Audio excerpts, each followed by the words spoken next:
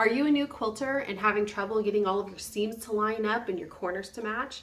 Well, stay tuned. On this week's Pro Tip Tuesday, I'm going to show you one simple trick that can help you keep all of your seams in line every time.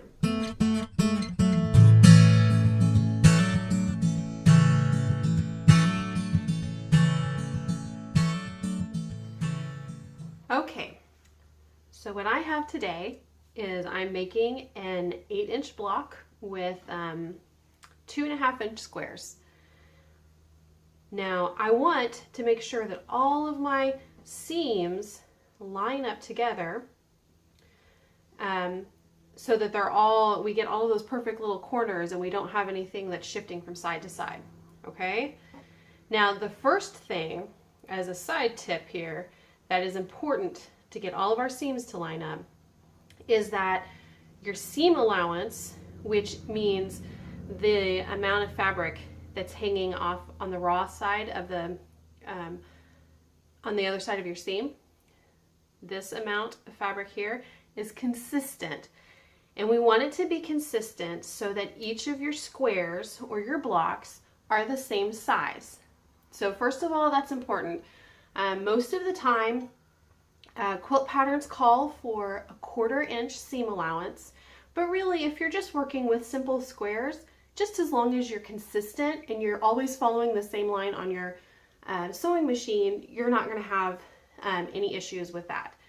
Now in a future video, I will show you how I mark out my 1/4 inch seam so that I always get a perfect 1/4 inch seam allowance. But in the meantime, this is just really easy way to get all of your seams to match up, and it involves your iron. So we know that we want to press our blocks as we go along so that they are nice and flat and everything is open and they're the same size, okay? Now the trick is that to get them to all line up and match is we're going to alternate the direction that we press our seams. That means one strip, we're going to press this way and make sure all of the seams are pointing this way. And then on the next one, we'll press them and have them all going this way. And I'll show you what that does.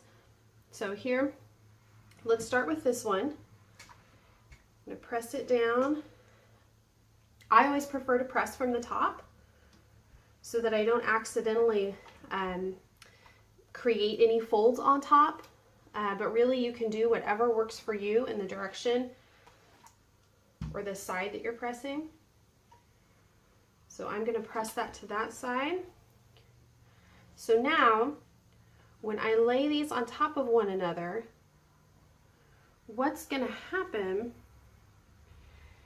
is these little seams, the extra fabric, the seam allowances, are pointing the opposite directions, and that allows that little fold for where your seam is to nest together. They fit right together so that when they're placed together, they shift, or they can't be shifted. They move and they bump into one another there. And so I'm going to take this over and sew it a 1/4 inch down the strip and show you just how nicely that all holds together. Okay? Okay, I have my 2 strips here that are together, and I'm going to feel those little seams. Make sure the first one is bumped up against they're bumped up against one another, and I can feel that with my fingers, and you'll know what I mean the first time you do this. You can just feel it. I'm going to set it under my needle, and as I go, I just keep my finger on this next seam. Now I've crossed that first one, so I'm going to come to the next one, and I'm going to make sure that those are bumped up together, or nested is another word we can use for it. And then I check the third one and adjust them till they nest, and sew right along the edge.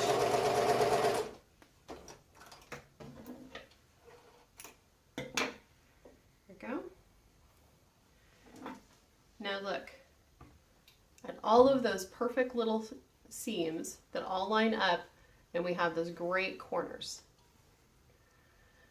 So that's it for today. Thank you so much for joining me for Pro Tip Tuesday. If you don't mind, I appreciate it if you'd give the video a like and leave a comment if you have any other tips or tricks or questions on lining up your seams.